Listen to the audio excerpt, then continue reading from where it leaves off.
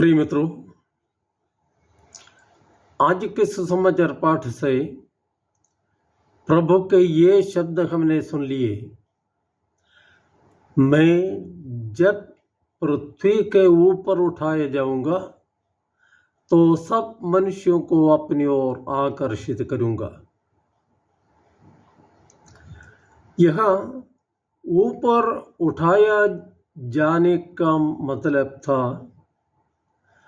क्रूस पर चढ़ाया जाना, अर्थात संसार की दृष्टि में पराजित, तिरस्कृत और पीड़ित होकर मर जाना। प्रभु ने अनेक चमत्कार दिखाए, अनेक बार जबरदस्त भाषण दिए, जिन्हें देख सुनकर लोग अचंभे में पड़ जाते थे। लेकिन इनमें से ज्यादातर लोग दर्शक मात्र रहे। प्रभु का कहना है कि उनका क्रूस मरण सबों को उनकी तरफ आकर्षित करेगा। इसका मतलब यह था कि क्रूस मरण ने ही प्रभु को महिमान्वित और विजयी बनाया। पुनरुत्थान के बाद एम्माउस जाने वाले दो शिष्यों से प्रभु ने यही कहा। क्या यह आवश्यक नहीं था कि मसीह वो सब सहे और इस प्रकार अपनी महिमा में प्रवेश करे? अन्यत्र प्रभु ने कहा था कि जब गेहूं का दाना मिट्टी में गिरकर मर जाता है तभी वह अनेक फल उत्पन्न करता है। तो ये प्रकृति का नियम और ईश्वर की नीति भी है कि जो दीनहीन और तिरस्कृत है वही विजयी बनेगा। लूकस रचित सुसमाचार अध्याय 1 में मरियम का भजन भी ईश्वर की इस नीति को घोषित करता है।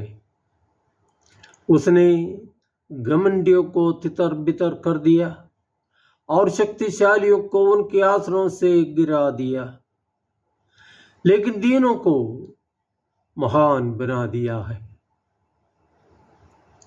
सांसारिक दृष्टिकोण के ऊपर उठकर इस वचन की दृष्टि से हम व्यक्तियों एवं घटनाओं का विश्लेषण करें, तभी इनके पीछे की ईश्वरीय योजना हम समझ पाएंगे। उदाहरण के लिए उत्पत्ति ग्रंथ में वर्णित जोसेफ की कहानी ही ले। याकूब के 11वें पुत्र जोसेफ को पिता ने अन्य पुत्रों से अधिक प्यार किया। इसमें जोसेफ का कोई कसूर नहीं था, लेकिन बड़े भाइयों का हृदय ईर्ष्या से जलने लगा। नतीजा यह हुआ कि अपने छोटे भाई को उन्होंने मार पीट कर पहले एक सूखे कुंड में फेंक दिया और वहां से निकालकर गुलाम कर व्यापारियों को बेच दिया। पिता की आंखों का तारा रेगिस्तान का कीड़ा बन गया, अपने वालों से तिरस्कृत एवं अनाथ। लेकिन प्रभु जोसेफ के साथ था।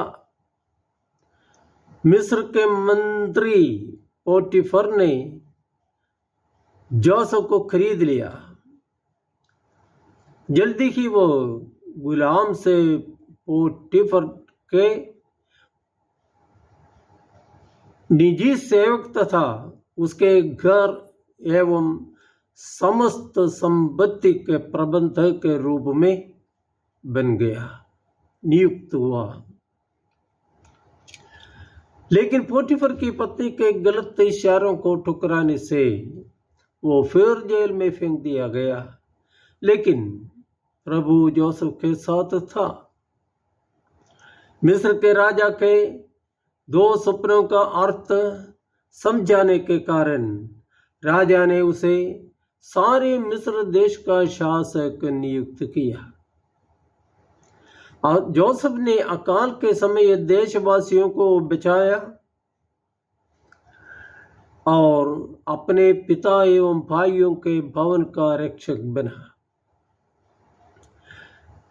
जोसेफ की लंबी यात्रा क्या क्या परेशानियों से गुजरकर एक महान देश के विख्यात शासक तक पहुंची।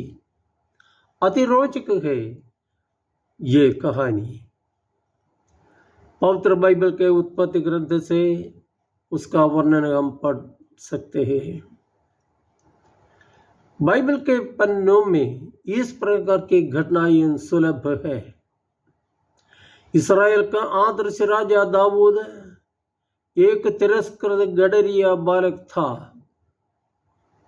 राक्षस तुल्य गोलियात को मारकर देश की रक्षा करने के कारण राजा साउल ने उसे सेनाध्यक्ष नियुक्त किया।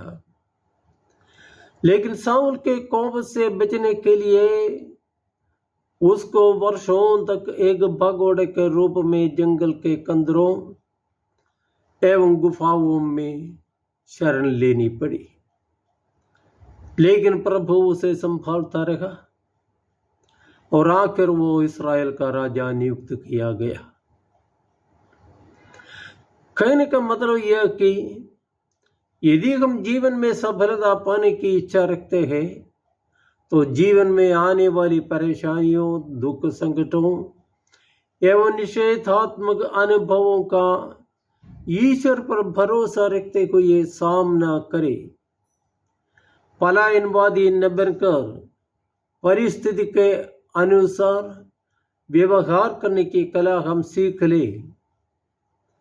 प्रभु यीशु का ये स्वर हमारे कानों में सदा गूंजता रहे। जो मेरा अनुसरण करना चाहता है वो अपना क्रूस उठाकर मेरे पीछे हो ले। मुझसे अलग रह कर तुम कुछ भी नहीं कर सकते। डरो मत, संसार के अंत तक मैं तुम्हारे साथ हूँ। जय यीशु।